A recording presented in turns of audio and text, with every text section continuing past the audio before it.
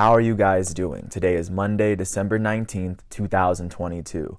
I'm James Sims, and for this episode of The Elite, I am going to review yesterday's Elite matchups and performances from Sunday, December 18th, and I am going to preview what's going on today as we navigate through the world of sports one day at a time. Taking a quick step back and looking at where we are with less than 2 weeks left in the calendar year. With the FIFA World Cup now being over, there is still some college football and college basketball needed to be tended to in the States as club soccer is set to resume in about a week or so. Taking a look at what's going on in the NFL here, there was a lot of Sunday football action as today's Packers-Rams game will end week 15. Not to mention there was a lot of NHL and NBA action that would take place as well. With that said, looking at what's going on in the FIFA World Cup in Qatar, yesterday would be the World Cup final between Argentina and France, as the last time these two teams met in the World Cup in 2018, France would beat Argentina in the round of 16 before going on to win the entire tournament. Argentina, coming into this particular matchup, would win their group as after they lost to Saudi Arabia, they would beat Mexico and then Poland to make it through. And once they would make it into the round of 16, they would beat Australia 2-1. They would beat the Netherlands off of penalty kicks in the quarterfinals. In the semis, they would beat Croatia 3-0 to get here. Looking at how France would get here, on the other hand, the defending champs would finish at the top of Group D with wins against Australia and Denmark before losing to Tunisia in their last group stage game. In the round of 16, France would end up beating Poland 3-1 off of an Mbappe brace. They would beat England 2-1 in the quarterfinal round, and they would beat Morocco 2-1 in the semis. Once they would make it to the final, however, it would be one of the best games, probably the best game that I've ever seen personally, but in this particular matchup, France and Argentina would be tied up at 2 in regular time before it went into extras. Lionel Messi would score the first goal for Argentina off of a penalty kick. And then Angel Di Maria would put Argentina up 2-0 before the break, as he would score in the 36th minute. France would strike almost immediately as Kylian Mbappe would score a less than 2-minute brace, as he had a penalty kick in the 80th minute, and he would score off of a volley in the 81st. Following the 2-2 tie in the extra time, Argentina would take the first lead with a goal from Lionel Messi in the 108th minute before Kylian Mbappe's second penalty kick goal of the game would tie it up at 3 to send it into penalty kicks. For France, their second and third kickers, Kingsley Coman and Aurélien Tchouameni, would not hit the mark as Argentina would pass France 4-2 on penalties, with Gonzalo Montiel making the game-winning shot for Argentina to give them their third World Cup in nations history. The other two times they would win would be in 1978 in Argentina, and they would go on and win in 1986 in Mexico as well. So, of course, congratulations to Argentina for making it this far, and of course, congratulations to France for almost being the first team in over 50 years to repeat as champions in the World Cup final.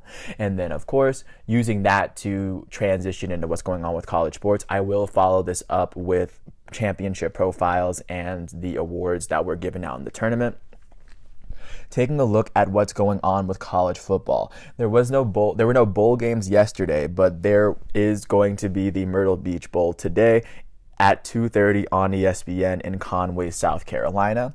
6-6 UConn is going to face off against 8-4 Marshall, and once this game is done, I will come back tomorrow and tell you what happened. Looking at college basketball, there was a lot of action there. The 7th-ranked team in the nation, the Texas Longhorns, would be the highest-ranked team to play, as they would host unranked Stanford. They would end up beating Stanford 72-62 in the Pac-12 Coast-to-Coast Challenge. They would go on and win this game at home by 10 after they would outscore Stanford by 7 in the second half. On the winning end of this matchup, 7th-ranked Texas would be led in scoring by their starting guard, Marcus Carr. The Longhorns starting senior out of Toronto, Ontario, would finish with 17 points, as well as 5 assists in 33 minutes. He shot 6 for 13 from the field and 3 for 4 from the free throw line. Continuing on, looking at what would be going on with the 11th ranked team in the nation, Baylor would host unranked Washington State in the Pac-12 Coast to Coast Challenge. Baylor would end up beating Washington State in this matchup 65-59. They won this game by 6 at home after they outscored Washington State by 6 in the first half. On the winning end of this matchup, 11th ranked Baylor would be led in scoring by their starting guard, Keontae George. Their freshman out of Louisville, Texas, would finish with 19 points in 32 minutes. He would shoot 6 for 14 from the field and 4 for 5 from the free throw line. With this win, the 11th ranked Baylor Bears are 8-2, and with this loss, unranked Washington State is holding on to a 4-6 record. Looking at the 19th ranked team in the nation, Auburn would go all the way out to LA to face off against unranked USC. USC would beat the 19th ranked Tigers 74-71. They won this game by 3 at home after outscoring the Tigers by 7 in the second quarter. On the losing end of this matchup, 19th ranked Auburn would be led in scoring by their starting forward, Johnny Broome. He had 16 points, 8 rebounds, and 2 blocks as he fouled out in 31 minutes. He would shoot 7 for 8 from the field, 1 for 1 from 3, and 1 for 2 from the free throw line. On the winning end of this matchup, unranked USC would be led in scoring by their starting guard, Boogie Ellis. USC senior out of San Diego, California, would go on and finish with 28 points and 2 steals in 35 minutes. He would shoot 9 for 15 from the field, 2 for 5 from 3, and 8 for 10 from the free throw line. With this win, unranked USC is holding on to a 9-3 record, and with this loss, 19th ranked Auburn is holding on to a 9-2 record. Last but not least, the lowest ranked team that played yesterday would be the 21st ranked TCU Horned Frogs. They would host the unranked Mississippi Valley State Delta Devils, and TCU would beat Mississippi Valley State 88-43 at home, more than doubling their score. TCU would outscore Valley State by 33 in the first half and then by 12 in the second. On the winning end of this matchup, the 21st ranked Horned Frogs would be led in scoring by their starting guard, Mike Miles Jr. TCU's junior out of Highlands, Texas, would finish with 15 points on the day. He would play 21 minutes for the team as he shot 5 for 8 from the field. He would shoot 3 for 4 from 3, and he would make both of his free throws. With this win, 21st ranked TCU is holding on to a 9-1 record, and with this loss, unranked Mississippi Valley State is holding on to a 1-12 record. Taking a look at what's going on after, there are no ranked college basketball games that are scheduled for today, but of course there are some tomorrow, so I'll take you through every single one. Now, transitioning to the pros, there was a lot of NFL action that took place. Starting off in Chicago, the Bears would host the Philadelphia Eagles, who came in with the best record in football. The Eagles would beat the Browns 25-20 as they are holding on to only one loss in their first 14 games this year. The Eagles would outscore the Bears 10-6 in the first half and then 15-14 in the second half. It was a good amount of back and forth going on, but the Eagles were able to keep the Bears at arm's length. The Bears only held a lead in the first quarter.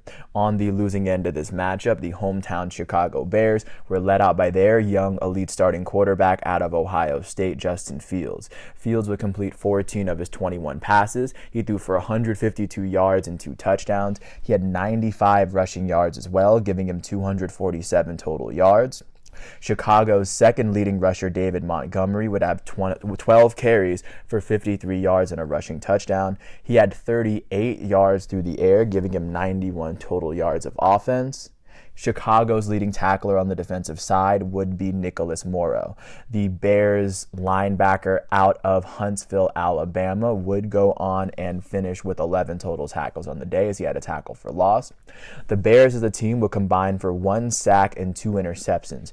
DeAndre Houston Carson would have one of them as he had 5 tackles, and then Kyler Gordon had the other interception for the team as he had 4 tackles. On the winning end of this matchup, the visiting Eagles would be led out by their starting quarterback Jalen Hurts out of Oklahoma. The near Heisman winner would throw for 315 yards as he did throw 2 interceptions. He was the Eagles' leading rusher with 61 yards on the ground. He had 376 yards of offense, and he would have all 3 of his touchdowns come on the ground as well. Looking at what would happen in the receiving core, the Eagles' leading receiver was A.J. Brown out of Ole Miss. He had 9 receptions for 181 yards. Their elite wide receiver out of Alabama and former Heisman Devontae Smith had 5 receptions for 126 yards. Philly's leading tacklers would be Kevon Wallace and T.J. Edwards, as they each had 9 tackles. Josh Sweat, the Eagles' defensive end out of Florida State, would finish with 6 total tackles, as he would finish with 3 tackles for loss and 2 sacks.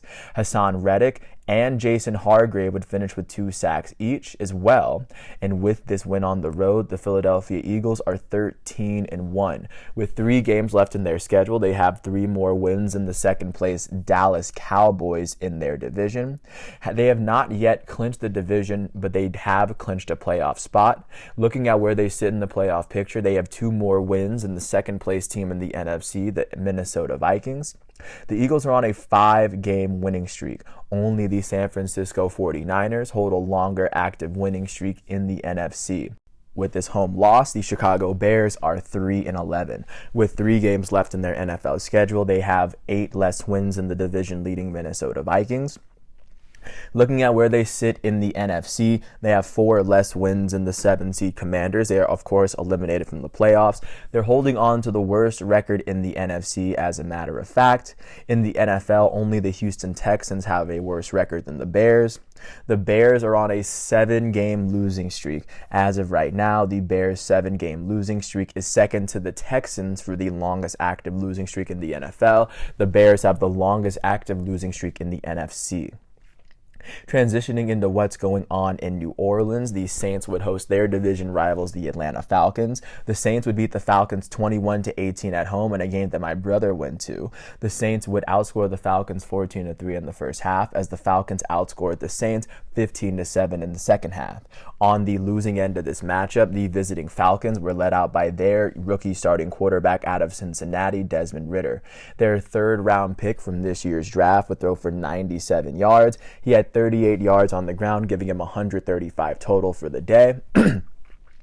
Atlanta's leading rusher would be Tyler Algier out of BYU. He would finish with 139 rushing yards on 17 carries, as he had a rushing touchdown.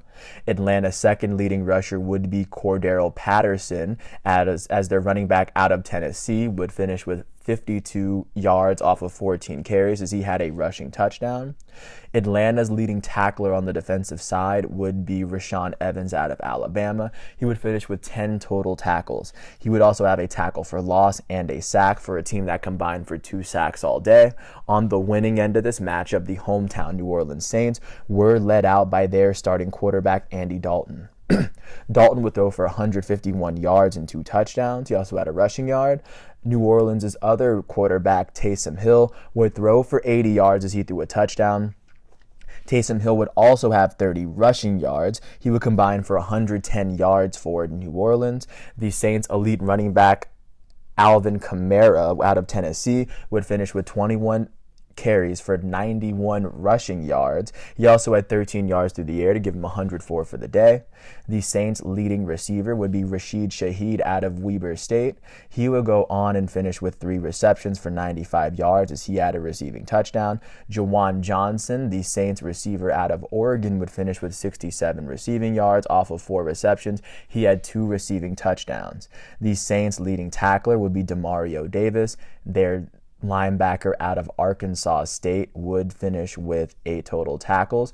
Kentavious Street would finish with 3 tackles, as he had a sack and a half. Their defensive tackle out of NC State. With this win at home, the New Orleans Saints and the Atlanta Falcons have the same record. The Saints and Falcons are both sitting at 5-9 with 3 games left in their schedule. They are tied with the Panthers for the second best record in the NFC South, as they all have 1 less win than the division-leading Tampa Bay Buccaneers. Looking at where they both sit in the playoff picture, they both have 2 less wins than the 7-seed Commanders, so it is possible that mathematically they may be able to get in, but with the Commanders and the Giants ties, I don't think that'll be very likely, but at the same time, they still have a chance to overtake the Buccaneers for the division lead, the division title, and possibly get a playoff berth. With this win, the Saints have won 2 of their last 3 games. With this loss, the Falcons are on a 3-game losing streak, having lost 4 of their last 5 games. Taking a look at what would happen in New Jersey, the New York Jets would host the Detroit Lions. The Lions would beat the Jets 20-17. This game would see both teams score 10 points in the first half. The Lions would outscore the Jets 10-7 in the second half. They would go on and win this game after Jared Goff would throw a 51-yard touchdown pass to Brock Wright with less than 2 minutes in the game. On the losing end of this matchup, the hometown New York Jets were led out by their former number 2 overall pick out of BYU, Zach Wilson. Wilson would throw for 317 yards as he did throw 2 touchdowns and an interception. So, of course, he would have a pretty good throwing day. He had 7 yards on the ground to give him 324 total yards of offense. The Jets' leading receiver would be Garrett Wilson out of Ohio State. He would finish with 98 receiving yards off of 4 receptions, and Jeff Smith would finish with 4 receptions for 77 yards. CJ Uzomah, New York's tight end out of Auburn, would finish with 2 receptions. He would have 41 total yards as both of his receptions were touchdowns. On the Jets defense, their leading tackler would be Will Parks. Their safety out of Arizona would lead the Jets with 9 tackles. The Jets as a unit will combine for no sacks or interceptions. On the winning end of this matchup, the visiting Detroit Lions were led out by their former number 1 overall pick, Jared Goff. Goff threw for 252 yards and a touchdown. Their leading rusher would be DeAndre Swift, as he had 52 yards on the ground and 23 through the air, giving him 75 total yards of offense. Detroit's leading receiver would be Amon-Ra St. Brown, as he would finish with 7 receptions for 76 yards. The Lions tight end out of Notre Dame, Brock Wright, would register a 51-yard touchdown reception, as once again his touchdown reception would win the Lions the game. The Lions' leading tacklers would be Deshaun Elliott, Jeff Okudah, and Kirby Joseph, as they each had 6 tackles. Romeo Okwara, Detroit's defensive linebacker out of Notre Dame, would finish with 2 of the team's 4 sacks. The team's lone interception went to Jerry Jacobs, as Jerry Jacobs would finish with 2 tackles for the Lions. With this win on the road, the Detroit Lions are now 7-7. They are holding on to the second best record in the NFC North. With 3 games left in their schedule, they are holding 4 less wins than the division-leading Vikings, as the Vikings have already won their division. In the NFC playoff picture, the Detroit Lions have as many wins as the 7th-seed Washington Commanders. However, the Commanders have 1 tie and 1 less loss, so the Lions are sitting outside of the picture looking in. However, they are on a 3-game winning streak, having won 4 of their last 5 games to date. With this loss at home, the New York Jets are now 7-7. They are tied with the New England Patriots for the worst record in the AFC East. With 3 games left in their schedule, they are currently sitting with 4 less wins than the division-leading Buffalo Bills, as the Bills are very close to winning that particular division. In the playoff picture, the Jets have 1 less win than the 7th-seed Miami Dolphins, meaning they are on the outside of the picture looking in. As with this loss, the Jets are on a 3-game losing streak. They've now lost 3 of their last 5 games to date. Jumping out to Charlotte, the North Carolina Panthers would host the Pittsburgh Steelers, and the Steelers would end up beating the Panthers 24-16. The Steelers would outscore the Panthers 14-7 in the first half and then 10-9 in the second. On the losing end of this matchup, the hometown Panthers were led out by their starting quarterback out of USC, Sam Darnold. Darnold would throw for 225 yards and a touchdown. He had 2 yards on the ground, as well as he had 227 total yards of offense. The Panthers' leading receiver would be DJ Moore, as the Panthers receiver out of the University of Maryland would finish with 73 receiving yards off of 5 receptions. He would have the team's lone receiving touchdown. The Panthers' leading tackler would be Jeremy Chin. Their safety out of Southern Illinois would finish with 14 tackles, and Shaq Thompson would finish with 12 tackles himself. The Panthers would combine for 1 sack and no interceptions as a team. And on the other end of this matchup, the winning end, the visiting Steelers would be led out by their starting quarterback out of UNC, Mitch Trubisky. Trubisky would throw for 179 yards. He would also rush for 9 as he had a rushing touchdown on the ground to go along with his 188 yards. Pittsburgh's leading rusher would be Najee Harris. Their running back out of Alabama would finish with 24 carries. He had 86 rushing yards and a rushing touchdown. The Steelers' leading receiver would be Deontay Johnson out of Toledo. He would finish with 10 receptions for 98 yards. The Steelers' leading tackler would be Robert Spillane. The Steelers' linebacker out of West Michigan had 7 tackles as he had a tackle for loss. The Steelers' elite defensive tackle, Cameron Hayward, would finish with 3 tackles and a sack and a half out of Ohio State.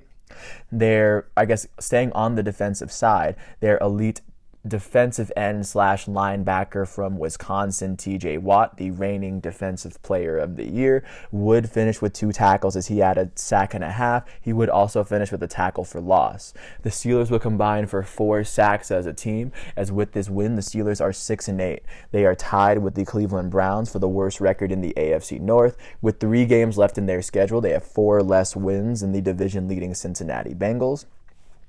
In the playoff picture, the Steelers are holding 2 less wins than the 7th-seed Miami Dolphins. Mathematically, they can still make it in, as with this win, the Steelers have won 3 of their last 5 to date. With this loss at home, the Carolina Panthers are 5-9.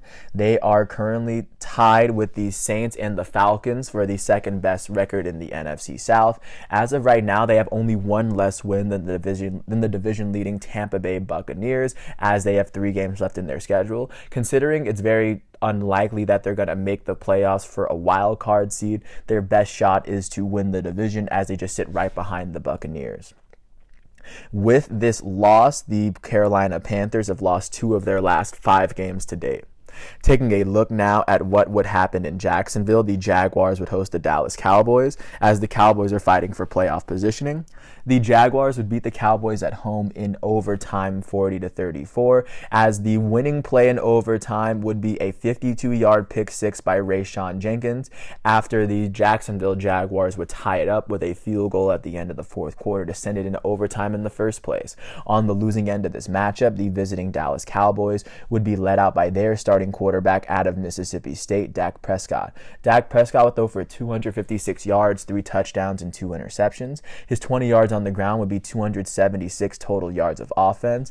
The Cowboys' leading rusher would be Tony Pollard out of Memphis. Tony Pollard would finish with 75 rushing yards on the ground. He had 31 yards through the air, giving him 106 yards of offense.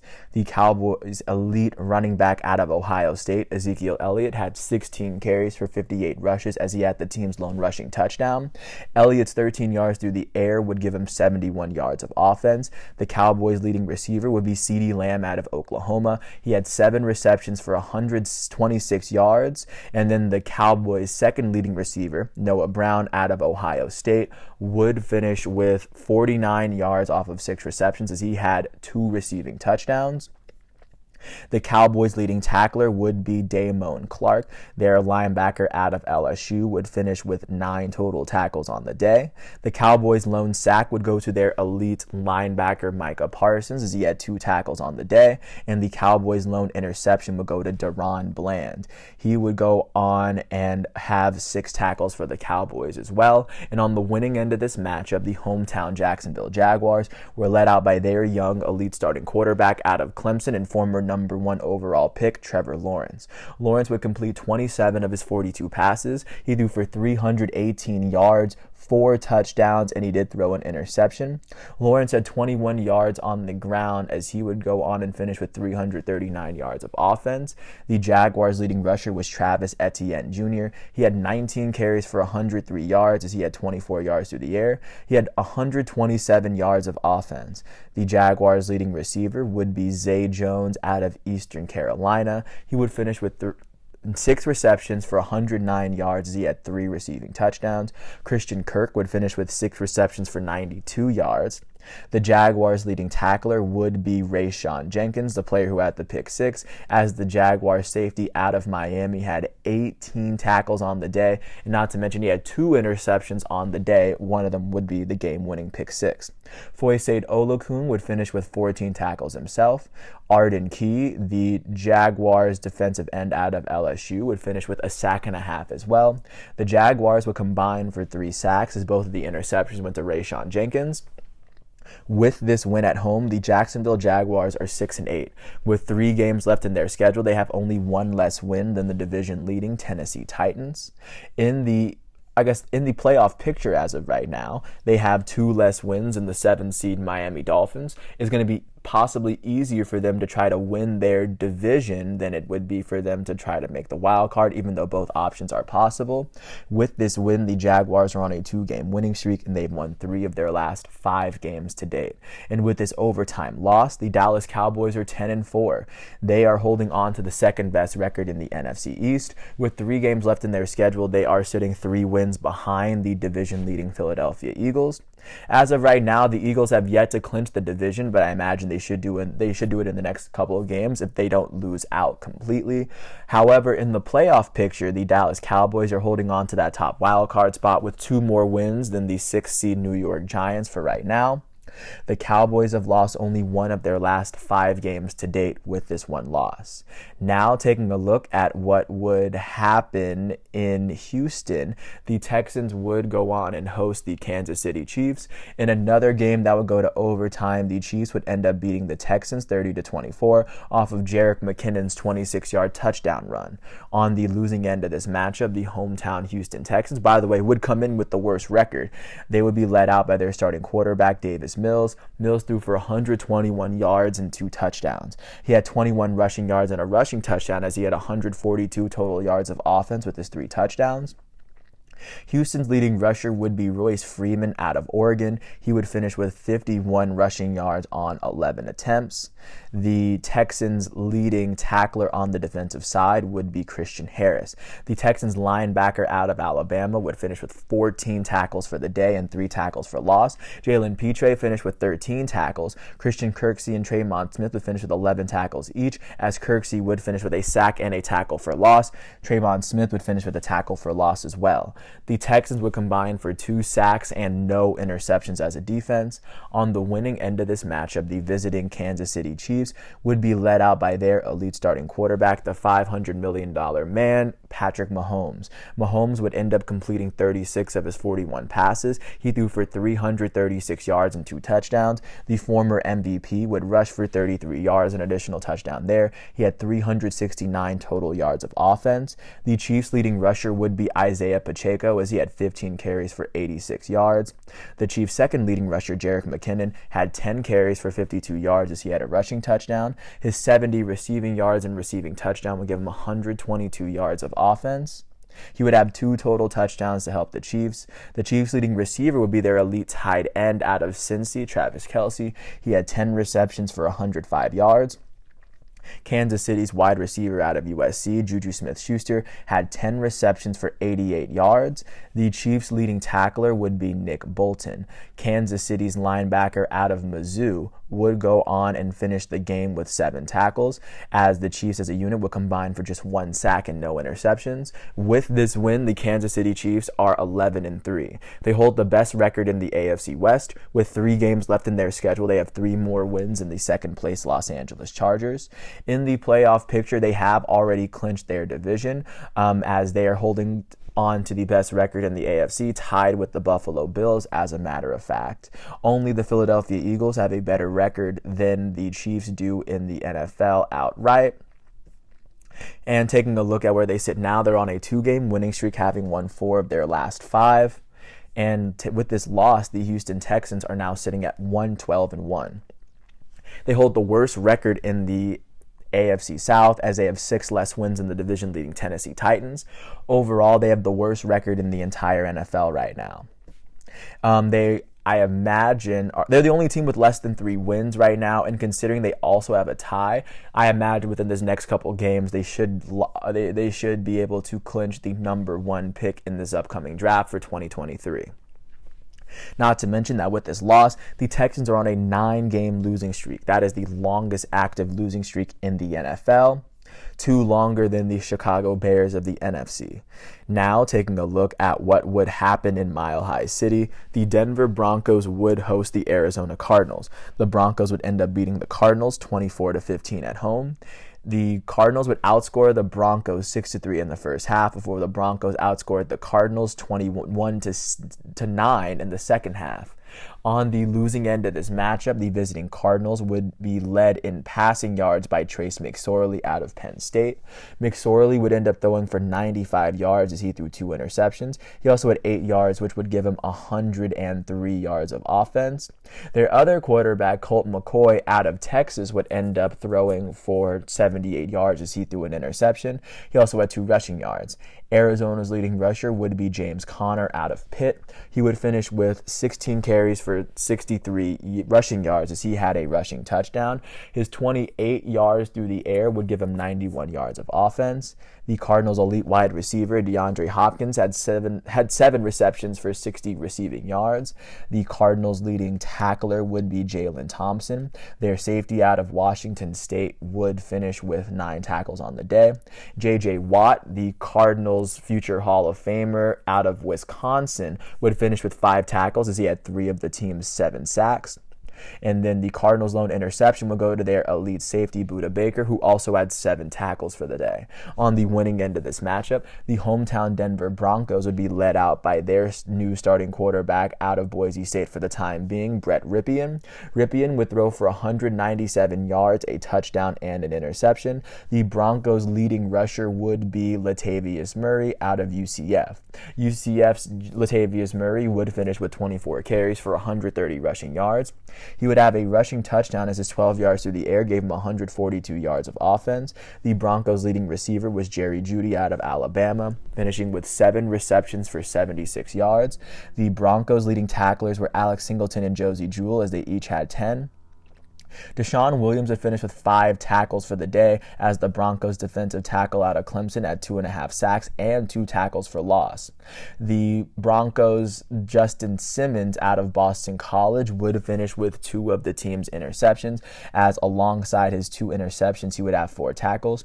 Patrick Surtain the second would finish with the team's other interception as he would finish with 6 total tackles on the day. With this win at home, the Denver Broncos are 4-10. With 3 games left in their schedule, they are holding the worst record in the AFC West. They sit 7 wins behind the division-leading Kansas City Chiefs. Considering the 7-seed Dolphins have 4 more wins than the Broncos do with 3 games left, the Broncos are eliminated from playoff contention. And with this win, they've only won 1 of their last 5 games to date. And with this loss, the Arizona Cardinals are 4-10. They are holding on to the worst record in the NFC West with the same exact record. They are sitting with 6 less wins than the division-leading San Francisco 49ers as things currently stand.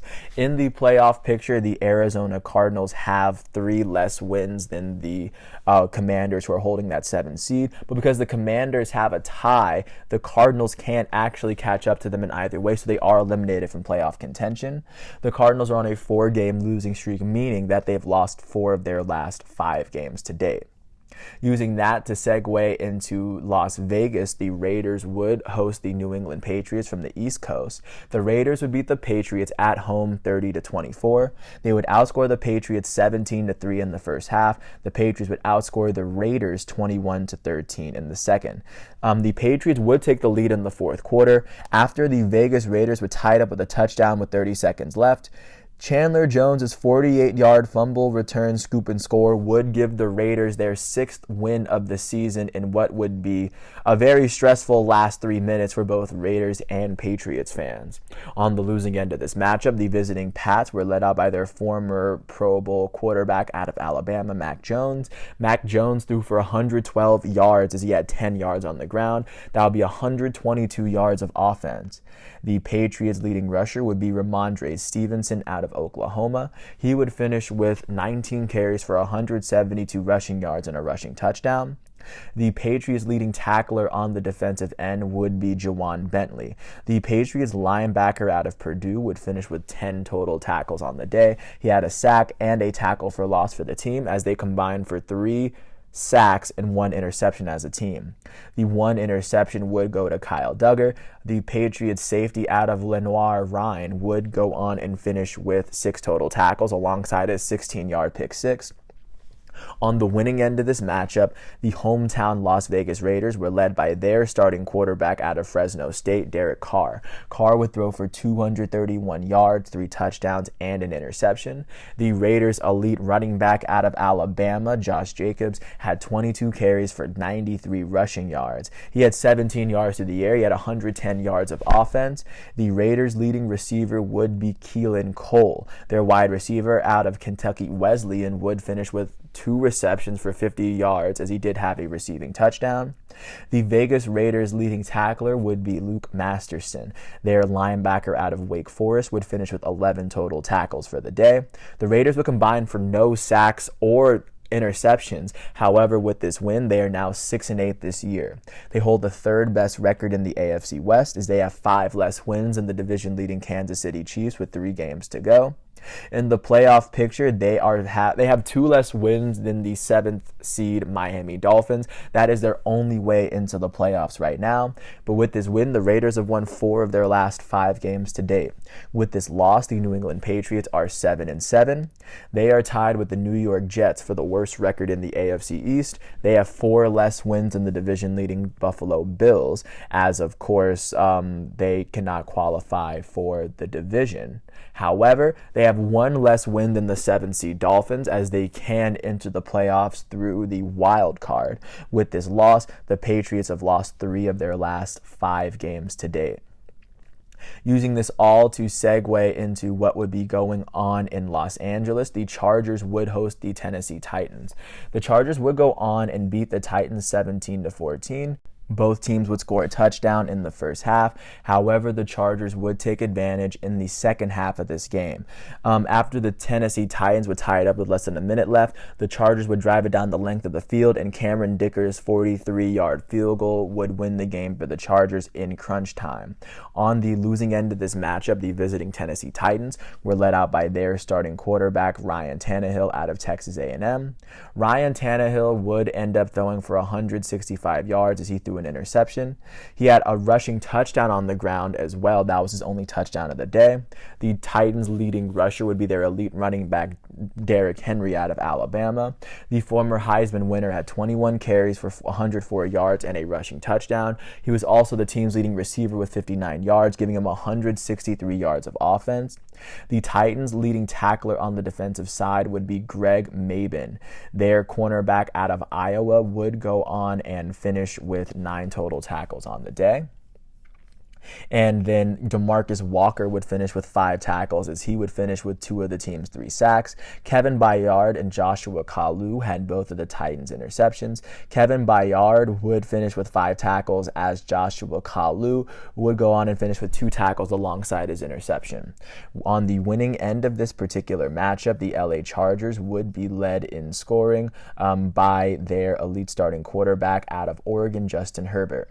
Justin Herbert would end up completing 22 of his 42 passes. He would end up throwing for 313 yards as he would end up throwing 2 interceptions on the day for the Chargers. He had 2 yards on the ground. The Chargers' leading rusher would be Austin Eckler out of West Colorado. He would finish with 58 rushing yards on 12 carries as he had a rushing touchdown. He would also go on and finish with 12 yards to the air. He had 70 yards total.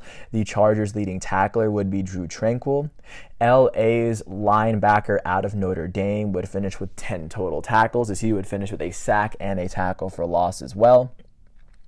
The Chargers, with this win, Nasir Adderley had an interception for the team. He would go on and finish with 4 tackles alongside his interception. With this win, the Los Angeles Chargers are 8-6. That is the second best record in the AFC West, as they have 3 less wins in the division, leading Kansas City Chiefs. The Chiefs have already clinched their division, but the Chargers are holding on to that second wild card spot for the time being, as they are tied with the Dolphins for the 6th best record, or for that 6th seed as a whole. The Chargers are on a 2-game winning streak, and they've won 3 of their last 5 games. With this loss on the road, the Tennessee Titans are 7-7. They still hold the best record in the AFC South. With 3 games left in their schedule, they have 1 more win than the second-place Jacksonville Jaguars. In the AFC playoff picture, the Titans are holding on to that 4 seed, as they have 3 less wins than the 3rd seed Bengals, so they might just be in that 4th seed. The winner of the AFC South might just have to settle in that 4th seed. With this loss, the Titans are on a 4-game losing streak. Only the Houston Texans have a longer losing streak in the AFC. And of course, that 4-game losing streak means they've lost 4 of their last 5 games to date. Segueing into Tampa Bay, the NFC South leading Buccaneers would host the reigning AFC champs, the Cincinnati Bengals. The Bengals would beat the Tampa Bay Buccaneers 34-23. They would win this game by 11 after the Buccaneers outscored the Bengals 17-3 in the first half. The Bengals would flip a switch and they would outscore the Buccaneers 31-6 in the second half. The Bengals would take the outright lead in this game in the third quarter off of a 3-yard touchdown pass from Joe Burrow to Tyler Boyd, which would be followed by a converted 2-point conversion. On the losing end of this matchup, the hometown Buccaneers were led out by their go-to starting quarterback, 7-time Super Bowl winner Tom Brady out of Michigan. Brady would complete 30 of his 44 passes. He threw for 312 yards, 3 touchdowns, and 2 interceptions. The Buccaneers would be led in receiving by their elite wide receiver Mike Evans and Chris Godwin, as they each had 83 yards. Godwin would finish with a receiving touchdown. Russell Gage out of LSU would finish with 59 receiving yards, as he would finish with 2 receiving touchdowns for the Buccaneers.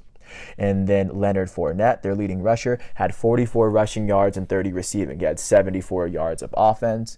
The Buccaneers' leading tackler would be Lavonte David, the team's linebacker out of Nebraska. He would finish with 8 tackles and a sack.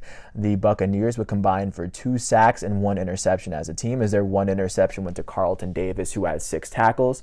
On the winning end of this matchup, the visiting Cincinnati Bengals would be led out by their starting quarterback and former Heisman winner out of LSU, Joe Burrow. Burrow would throw for 200 yards, 4 touchdowns, and an interception. His 8 yards on the ground would give him 208 total yards of offense. The Bengals' leading receiver would be their elite wide receiver out of LSU, Jamar Chase. He had 7 receptions for 60 yards, as he had a receiving touchdown. The Bengals' leading tackler would be Logan Wilson. The Bengals' linebacker out of Wyoming finished with 15 on the day, as he would have a sack as well, the team's lone sack. The team's 2 interceptions went to Trey Flowers and Jermaine Pratt. Pratt would finish with 9 total tackles on the day, as Trey Flowers would go on and finish with just 1 tackle alongside his interception. With this win, the Cincinnati Bengals are 10-4. They are now holding on to the best record in the AFC North. With 3 games left in their schedule, they have 1 more win than the second-place Baltimore Ravens. In the playoff picture, they are holding on to that 3 seed with the 3rd best record in the AFC. Only the Bills and the Chiefs have a better record than the Bengals right now. The Bengals are holding on to a 6-game winning streak at the moment. They are holding on to the longest active winning streak in the AFC. Only the San Francisco 49ers active winning streak is longer, as of course their winning streak could find itself being ended next week. And of course, with this loss, the Tampa Bay Buccaneers are 6-8. They are still sitting atop the NFC South, as they have 1 more win than the Carolina Panthers, the New Orleans Saints, and the Atlanta Falcons. In the playoff picture, the Buccaneers are holding on to that 4 seed. With 3 games left, they have 4 less wins than the 3 seed Niners, so the winner of the NFC South will hold the 4 seed. And of course, at this point, the Buccaneers are on a 2-game losing streak, having lost 3 of their last 5 games to date.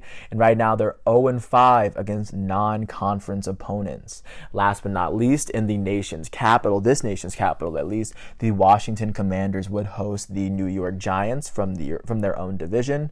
The Giants would beat the Commanders 20-12, as they came into this game with the same record. The Giants would outscore the Commanders 14-3 in the first half. The Commanders would outscore outscored the Giants 9-6 in the second half, but it wouldn't be close to enough. On the losing end of this matchup, the hometown Commanders would be led out by their starting quarterback, Taylor Heinicke, out of Old Dominion.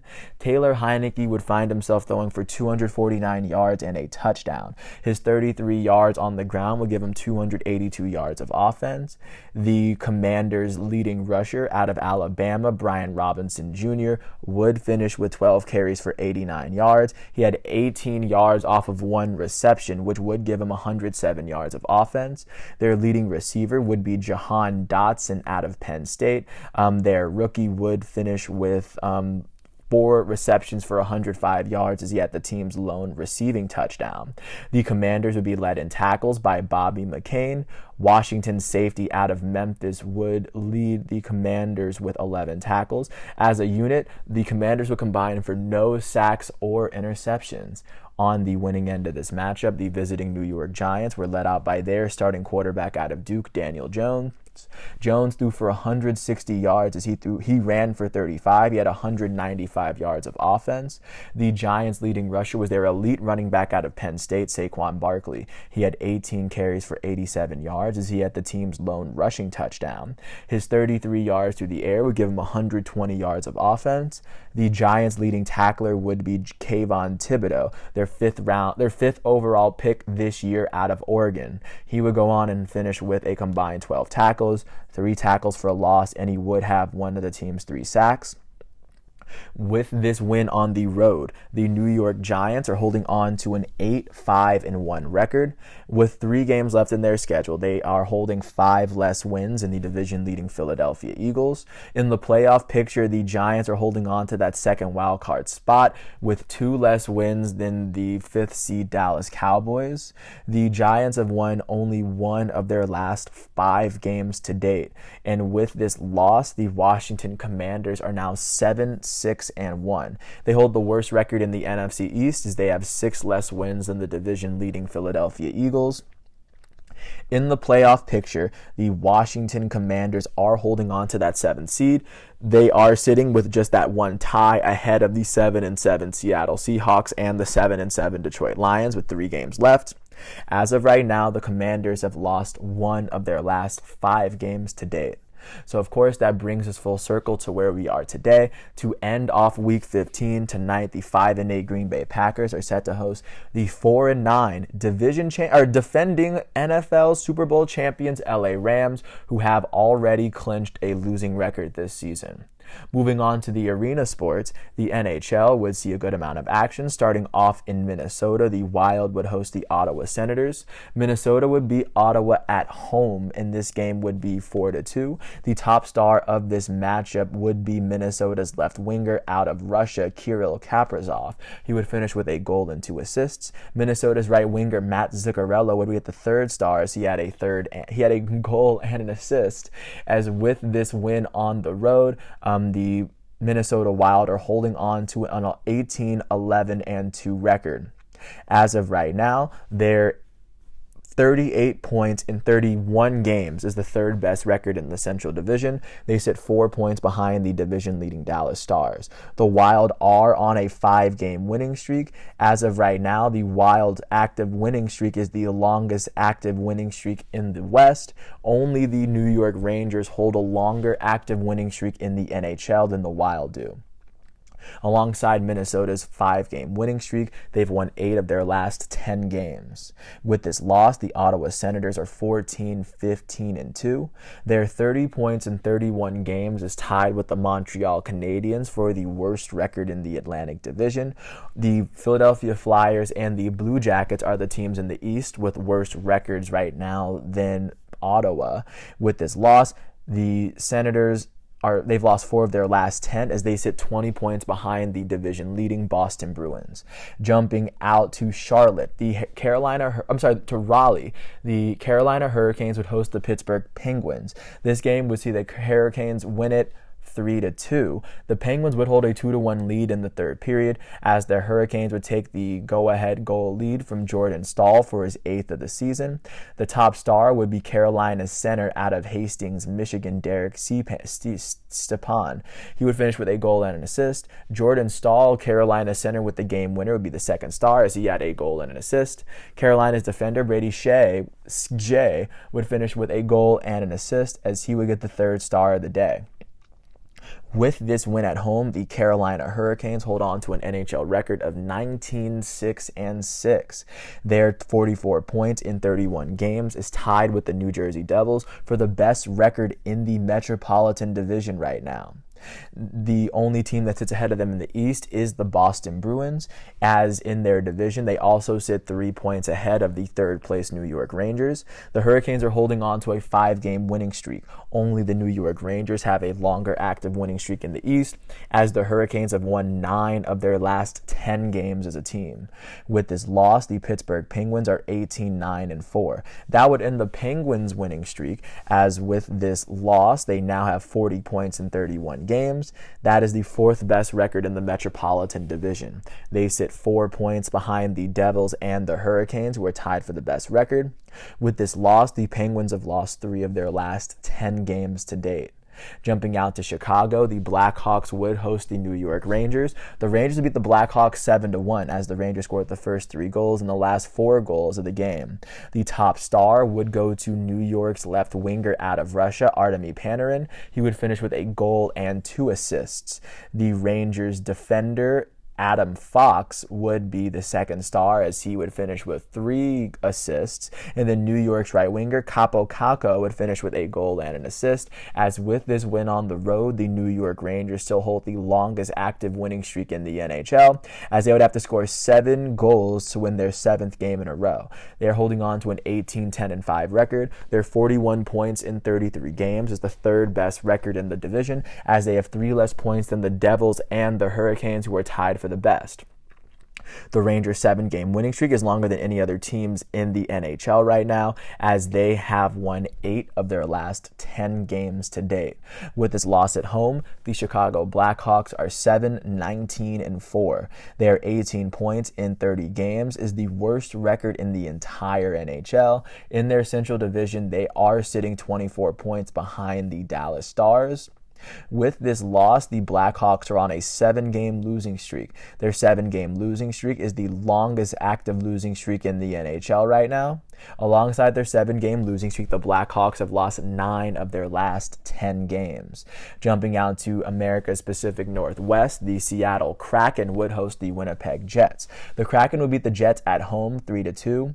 The Jets would hold a 2-1 lead in the second before the Kraken would score 2 unanswered in the third. They would take the lead off of Jared McCann's 14th goal of the season, as Jared McCann, Seattle's left winger out of Stratford, Ontario, would be the top star with just that 1 goal there. With this win at home, the Seattle Kraken are now holding on to an NHL record of 17-10-3. Their 37 points in 30 games is the 3rd best record in the Pacific. They are sitting 8 points behind the division-leading Vegas Golden Knights, as they've won 5 of their last 10 games. With this loss, the Winnipeg Jets are 20-10-1. Their 41 points in 31 games is the 2nd best record in the division. They have 1 less point than the division-leading Dallas Stars. The Jets have lost 4 of their last 10 games to date. Last but not least, in San Jose, the Sharks would host the Calgary Flames. The Flames would beat the Sharks 5-2 after scoring 3 goals in the third. The Flames would score 4 unanswered starting in the second, with Milan Lucic's first goal of the season to give them the outright 2-1 lead. The top star of this game would go to Calgary center out of Sweden, Elias Lindholm. He would finish with 2 goals and an assist. Calgary center Nazem Kadri would finish with 2 assists. As with this win on the road, the Calgary Flames are holding on to an NHL record of 14, 12, and 6. They're 34 points in 32 games. It's the fifth best record in the Pacific Division. They sit 11 points behind the division-leading Vegas Golden Knights. The Flames have won 4 of their last 10 games to date. And with this loss at home, the San Jose Sharks are 10, 17, and 6. As of right now, their 26 points in 33 games is the second worst record in the Pacific Division. They sit 19 points behind the division-leading Vegas Golden Knights. They're on a 2-game losing streak, and the Sharks have lost 7 of their last 10 games to date. Segueing into the NHL today, starting off at 7, the Boston Bruins, who hold the best record in the NHL, are going to host the Florida Panthers. The Columbus Blue Jackets are set to host the Dallas Stars, who are holding on to the Central Division lead. The Capitals are going to host the Red Wings at 7 as well. At 8 o'clock, the Nashville Predators are going to host the Edmonton Oilers. At 9 o'clock, the defending champs Colorado Avalanche are going to host the New York Islanders. At 10 o'clock, the Arizona Coyotes are going to host the Montreal Canadiens. At the same time, the Western Conference leading Vegas Golden Knights are going to host the Buffalo Sabres. And then at 10:30, the Vancouver Canucks are set to host the St. Louis Blues. Segueing into the NBA, looking at yesterday's performances in particular. Starting off with what would happen in Boston, the Celtics would enter a game with the Magic holding the best record in the NBA. The Magic would end up beating the Celtics 95-92. The Magic would have to outscore the Celtics by 6 in the fourth quarter to overcome their 3-point deficit coming in. On the losing end of this matchup, the hometown Celtics were led in scoring by their starting shooting guard Jaylen Brown. Brown had 24 points, 14 rebounds, 3 steals, 2 blocks, and 5 turnovers in 39 minutes. He would shoot 10 for 25 from the field as he made both of his free throws. On the winning end of this matchup, the visiting Magic were led in scoring by their starting power forward and number 1 overall pick this year out of Duke, Paolo Banchero.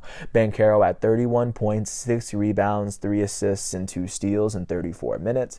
He would shoot 9 for 21 from the field, 6 for 7 from 3, and 7 for 9 from the free throw line. With this win, the Orlando Magic are now holding on to an 11-20 record. They are currently holding on to the third worst record in the East, tied with the Washington Wizards. They are sitting 11 points behind the Milwaukee Bucks and the Boston Celtics at the top of the East. As of right now, the Magic are on a 6-game winning streak. Only the New York Knicks have a longer active winning streak in the Eastern Conference. And with this win, the Magic have won 6 of their last 10 games. With this loss at home, the Boston Celtics are now 22-9. They have the most wins in the NBA, but record-wise, they are holding on to the second best record in the NBA, right behind the Milwaukee Bucks. As of right now, they also sit just 2 games ahead of the third-place Cavaliers, just to know where they are. With this loss, they've lost their last 2 games, and they've lost 5 of their last 10. The difference that separates them and the Bucks is that the Celtics have 1 more win and 1 more loss, which gives the advantage for right now to Milwaukee. Taking a look at what would take place in yet another game, this time in Indianapolis, the Pacers would host the New York Knicks. The Knicks would beat the Pacers 109-106 to extend their winning streak to 7 games, the longest active winning streak in the NBA. The Knicks won this game by 3 after they outscored the Pacers by 4 in the fourth quarter, in what will be a very close game from beginning to end. On the losing end of this matchup, the hometown Pacers would be led in scoring by their starting small forward Aaron Nesmith and Buddy Hield. Nesmith had 23 points and 10 rebounds in 31 minutes. He would shoot 9 for 12 from the field, 4 for 6 from 3 as he made his only free throw. Buddy Hield had 23 points in 28 minutes. He would shoot 9 for 16 from the field and 5 for 10 from 3. Indiana starting point guard Tyrese Halliburton at 15 points and 10 assists in 32 minutes. He would shoot 5 for 16 from the field as he made all 3 of his threes. On the winning end of this matchup, the visiting New York Knicks were led in scoring by their starting point guard Jalen Brunson. Brunson had 30 points, 2 rebounds, 3 assists, and 2 steals in 35 minutes as he nearly fouled out. Brunson shot 11 for 22 from the field. He would shoot a perfect 3 for 3 from 3, and he would make all 5 of his free throws. New York starting power forward and former All-Star Julius Randle had 25 points and 14 rebounds in 39 minutes. He would shoot 7 for 17 from the field and 9 for 12 from the free throw line. New York starting shooting guard out of Duke, RJ Barrett, would shoot he would finish with 24 points and 5 turnovers in 42 minutes. He would shoot 10 for 19 from the field and 4 for 5 from the free throw line. With this win on the road, the New York Knicks are now 17-13. That is the 6th best record in the East. They now sit 4.5 games behind the Bucks and the Celtics on top of the East. The Knicks are holding on to a 7-game winning streak as they have now won 8 of their last 10 games to date. With this loss, the Indiana Pacers are now 15-16. That is the 9th best record in the Eastern Conference as they now sit 7 games behind the Bucks and the Celtics up top. The Pacers are on a 2-game losing streak as they have now lost 7 of their last 10 games to date. In Detroit, the Pistons would host the Brooklyn Nets, as the Nets would beat the Pistons 124-121. They won this game by 3 after they had to outscore the Pistons by 19 in the third quarter. On the losing end of this matchup, the hometown Pistons were led in scoring by their starting small forward, Bojan Bogdanovic. He had 26 points in 31 minutes. He would shoot 7 for 16 from the field, 3 for 8 from 3, as he made all 9 of his free throws.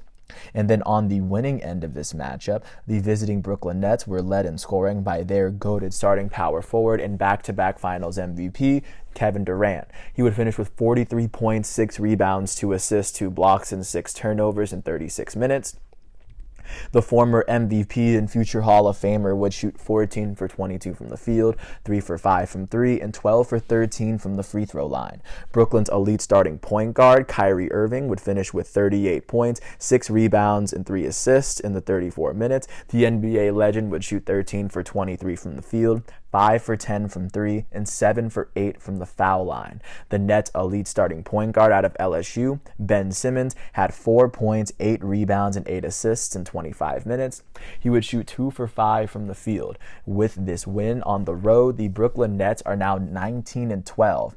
They're holding on to the 4th best record in the East. They sit 3 games behind the Bucks and the Celtics right now. Their 6-game winning streak is the 2nd longest active winning streak in the East, tied with the Magic, as they still sit behind the New York Knicks in that regard. With this win, however, the Nets have won 9 of their last 10 games. With this loss, the Detroit Pistons are 8-24. Rest in peace, Kobe Bryant. The Pistons are holding on to the 2nd worst record in the Eastern Conference. They have 14.5 less wins. They're sitting 14.5 games behind, the Milwaukee Bucks and the Boston Celtics as things currently stand. The Pistons have lost their last 2 games, and they've lost 7 of their last 10 games to date. Jumping up north of the border, the Toronto Raptors would host the defending champs, Golden State Warriors. The Warriors would beat the Raptors on the road 126-110 for their 3rd road win in their first 17 road games. The Warriors would beat the Raptors by 16 after they would outscore the Raptors by 10 in the first quarter, so they were up by 14 at the half. On the losing end of this matchup, the hometown Toronto Raptors would be led in scoring by their starting power forward, former most improved player Pascal Siakam. He had 27 points, 5 rebounds, and 5 assists in 37 minutes. He would shoot 9 for 20 from the field, 3 for 5 from 3, and he would shoot 6 for 7 from the free throw line. Toronto's starting shooting guard out of Wichita State, Fred VanVleet, had 22 points and 8 assists in 35 minutes. He shot 7 for 18 from the field, 4 for 10 from 3. He would make all 4 of his free throws. Toronto's power forward off the bench, Chris Boucher, had 11 points and 14 rebounds in 25 minutes, shooting 4 for 10 from the field and 3 for 4 from the foul line. On the winning end of this matchup, the visiting defending champs Golden State Warriors were led in scoring by their starting shooting guard Jordan Poole. Poole had 43 points and 6 assists in 35 minutes. He would shoot 14 for 23 from the field, 5 for 11 from 3, and 10 for 11 from the free throw line. Golden State's starting center Kevon Looney had 11 points and 11 rebounds in 28 minutes. He would shoot 4 for 7 from the field as he shot a perfect 3 for 3 from the free throw line. Golden State's elite starting shooting guard and 4-time champ Klay Thompson had 17 points, 7 rebounds, and 4 assists in 35 minutes. He would shoot 6 for 14 from the field, 3 for 9 from 3. He would make both of his free throws on the night. With this win on the road, the Golden State Warriors are now 15-16. They are holding on to the 5th worst record in the West as they sit 5 games behind the conference-leading Memphis Grizzlies. The Warriors have won 4 of their last 10 games as a unit. And with this loss, the Toronto Raptors are 13-17. They're holding on to the 10th best record in the East. They sit 8.5 games behind the Bucks and the Celtics at the very top of the East. They've now lost their last 5 games to date. Only the Washington Wizards and the Charlotte Hornets have longer losing streaks in the East than the Raptors. The Raptors have lost 8 of their last 10 games to date. Jumping out to what would happen in the state of Minnesota, the Timberwolves would host the Bulls from not that far away. The Timberwolves would beat the Bulls 150-126. They won it by 24 at home after they outscored the Bulls by 18 in the second half.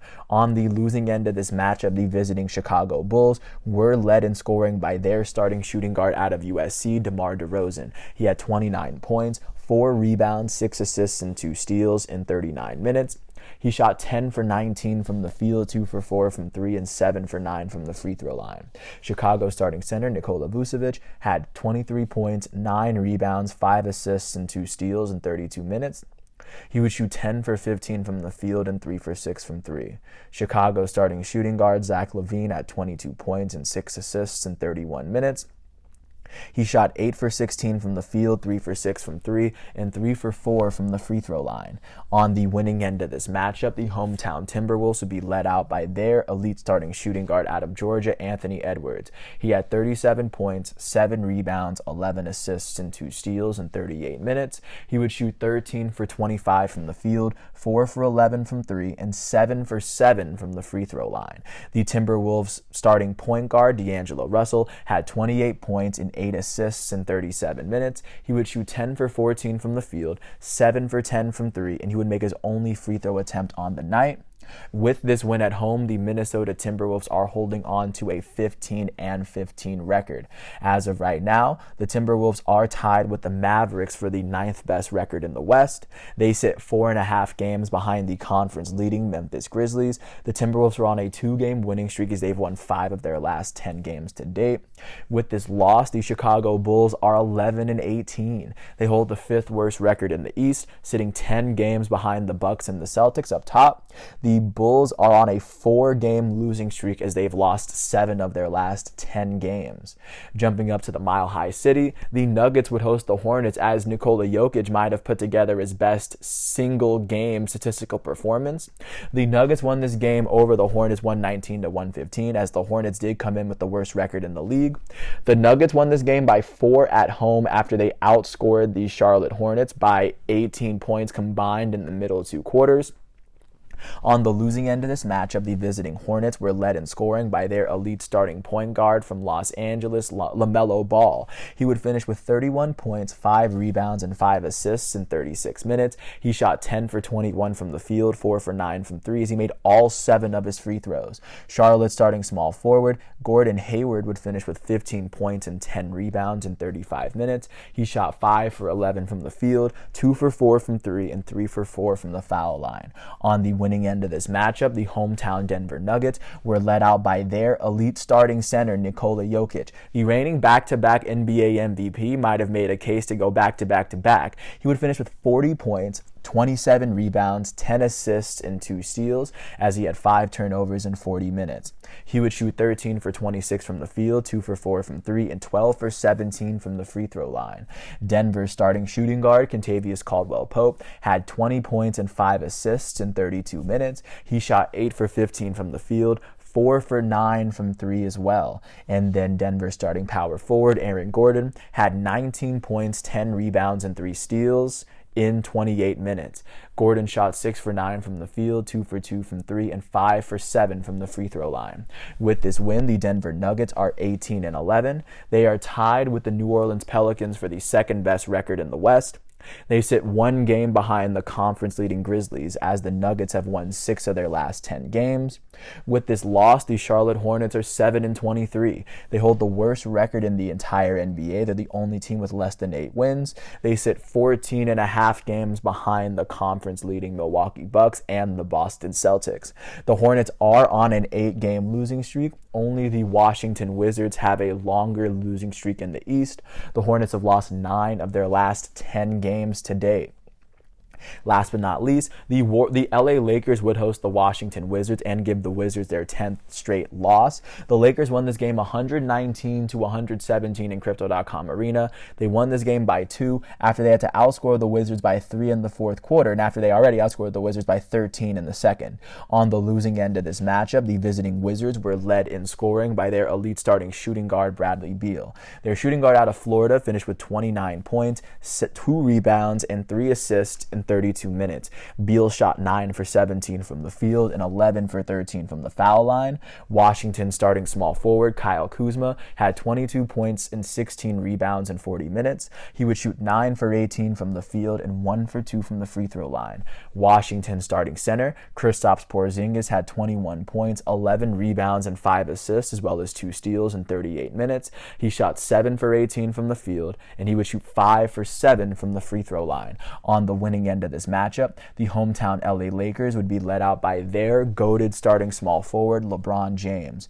The NBA's active all-time leader in points would finish with 33 of them, as he had 7 rebounds and 9 assists in his 37 minutes. The kid from Akron in year 20 would go on and shoot 13 for 24 from the field, 1 for 4 from 3, and 6 for 8 from the free throw line. LA starting guard Lonnie Walker IV had 21 points in 34 minutes, shooting 7 for 12 from the field, 2 for 4 from 3, and he would make all 5 of his free throw attempts. LA starting center Thomas Bryant had 16 points and 10 rebounds in 33 minutes. He would shoot 7 for 13 from the field, as he made both of his 3-point attempts. With this win at home, the LA Lakers are now 13-16 this season. They hold on to the 4th worst record in the West. They sit 6 games behind the conference-leading Memphis Grizzlies. The Lakers are on a 2-game winning streak, as they've won 6 of their last 10 games. With this loss, the Washington Wizards are 11-20. They are holding on to the 3rd worst record in the East, as they are tied with the Magic. They sit 11 games behind the conference-leading Bucks, as their 10-game losing streak is the longest active losing streak in the NBA. That, of course, brings us to what's going on today.